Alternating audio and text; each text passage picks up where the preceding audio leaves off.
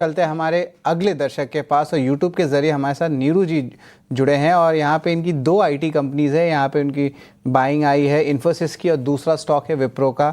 इन्फोसिस का buying price 1570 का है तो थोड़ी सी लॉस पे है, ऑलमोस्ट आप कह सकते हैं 5 से 7% पे। विप्रो की बात करें तो 270 पे इनकी बाइंग आई है और यहाँ पे इनका देखें ओवरऑल तो यहाँ पे भी जो हल्की सी लॉस आई है इन्फोसिस विप्रो में। और मैं बता दूं कि आईटी स्टॉक्स में आज जो है प्रेशर देखने मिल रहा है क्योंकि कल बिग टेक स्टॉक्स फॉल किए, ट्रम्प की टैरिफ आई, एक्सपेक्टेशंस आ रही है बाजार की कि एक टाइप से रिसेशन आ सकता है यूएस में, उसके कारण क्लाइंट के जो बजट स्पेंड्स है वो इम्पैक्ट पड़ सकते हैं।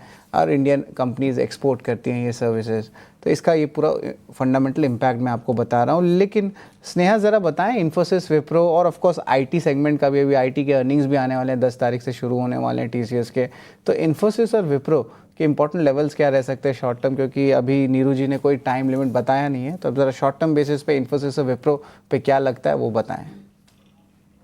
तो अगर हम इन्फोसिस की बात करें, ये तीसरा हफ्ता है जहां पे हम थोड़ा सा यहाँ पे प्रॉफिट टेकिंग देख रहे हैं।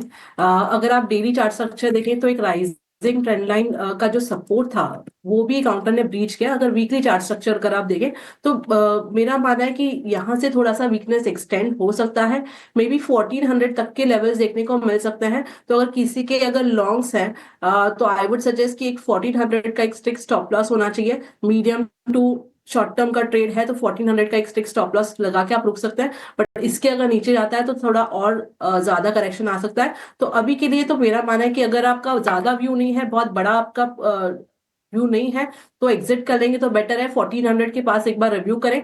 बट अगर आपका थोड़ा सा लॉन्ग टर्म के लिए परस्पेक्टिव से अगर आपकी पोजिशन है तो 1400 का एक स्टिक स्टॉप लॉस लगाना चाहिए। विप्रो की अगर बात करें तो यहाँ पे विप्रो एक अच्छे लेवल्स पे प्लेस्ड है जहां पे एक अच्छा सपोर्ट है अराउंड 250 से लेके 255 जोन के आसपास। तो मेरा मानना है अगर किसी के लॉन्ग्स है तो इसी का स्टॉप लॉस लगाना है 250 का और बने रहे। अगर 250 के नीचे जाता है तब यहाँ पे एग्जिट करने की सलाह होगी, क्योंकि प्रेशर आके मे बी हम 220 तक के लेवल्स भी देख पाएंगे अगर करेक्ट होता है बिलो 250। तो अभी के लिए with strict stop loss hold करने की राय होगी। ठीक है, तो विप्रो पर भी राय मिली है आपको, और हमारी जो अगले दर्शक थी वो भी विप्रो पे ही राय जानना चाह रही थी, तो दोबारा उस पर राय लेने की आवश्यकता नहीं है। जिस तरह से स्नेहा ने बताया कि भाई 220 तक का प्रेशर नजर आ सकता है। ओवरऑल अगर हम आईटी की बात करें तो आईटी पर प्रेशर किस वजह से है, आपसे थोड़ी देर पहले हम चर्चा भी कर रहे थे।